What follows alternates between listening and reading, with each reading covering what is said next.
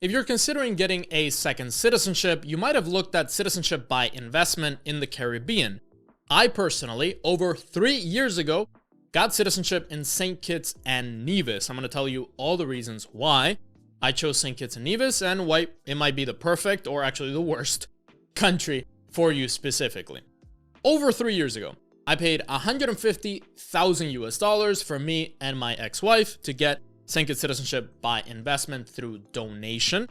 I did get offered the illegal route of getting citizenship for $80,000 or $110,000 through real estate, but it's not really real estate. The agent and the developer are making a bunch of money, and the government doesn't make any money, and they're actually sending letters to people to top up the amount that they didn't pay, because the ones who really made the money are the agent and the developer. So you want to be really careful, especially in the UAE, about these deals. I specifically picked St. Kitts because it was the longest running program. They've been through so many controversies. They've been through so many investigations by the European Union, European Commission. Overall, they've been through a lot of shit.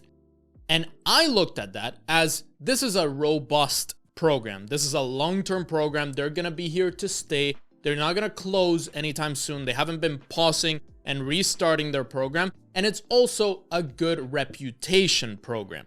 For example, compared to Dominica, which lost access to the UK, and it has overall a worse reputation, St. Kitts has a much better, cleaner reputation than Dominica specifically. I also needed citizenship in a specific time frame because now we have a lot more options, not just citizenship by investment in the Caribbean.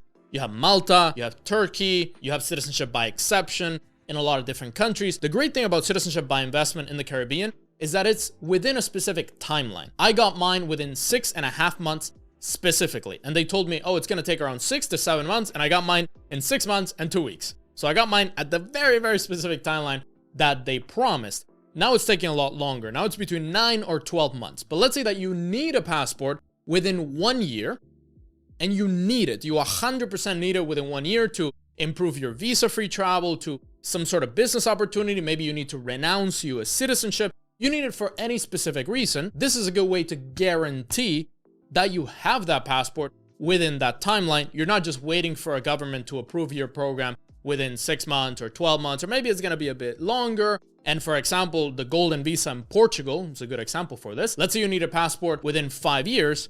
You can't count on getting Portuguese citizenship within 5 years. It might be 5 years. It might be 6 years. It might be 8 years. It might be 10 years. You're not really sure because they can't promise that timeline. So if you need a passport in a specific time, then this is one of your best options. Now, you might not care about this, but for me, it was important when I actually got this program, and that is the specific visa-free travel that I needed at the moment. I needed Schengen area, I needed UK, and I also needed Russia and some countries in Latin America. For me specifically, that was important, and that's why I picked St. Kitts and Nevis, and I didn't pick any other program, for example, St. Lucia or Grenada or Dominica. Dominica also because of the reputation, but overall I picked this because they had the specific visa-free access that I wanted. If you are German or British or Canadian, you might not care because you already have all the visa-free access you might need or want, or maybe you want access to the East and you don't have access to the East because you're Canadian. Maybe that could be, but most people are not going to choose it specifically for the visa-free travel unless you want to renounce your US citizenship or unless you have a pretty bad passport. So it might depend on your specific case. And one more reason, St. Kitts and Nevis is actually a tax-free country. You might also not care about this because you're not going to live in St. Kitts and Nevis, but let's say you had to live in your citizenship country. I thought, well, if I have to live in St. Kitts and Nevis, I might as well pick a country that is tax-free. St. Kitts and Nevis is tax-free, as well as Antigua and Barbuda. The other countries in the Caribbean are not tax-free, and you will end up paying, let's say, 20-30% in taxes. Now, back then, $150,000 for a couple back then was reasonable. And now it's $250,000. So I paid $150, now it's $250. So also depending on what price you're looking for, because the prices are pretty much all the same. So you have St. Kitts $250, then you have St. Lucia and Antigua around $230, $240, Grenada pretty much the same price, $235, and then you have Dominica at $200. So they're essentially all the same price point. If you're really on a budget and you need a second passport for any specific reason, maybe you have a terrible passport now, you really need to improve your visa-free travel and you're on a budget, then maybe choosing Dominica might be better because you save those $50,000. Maybe you don't care that much about the reputation, you just need a fast second passport, and you also want to do it at a lower price.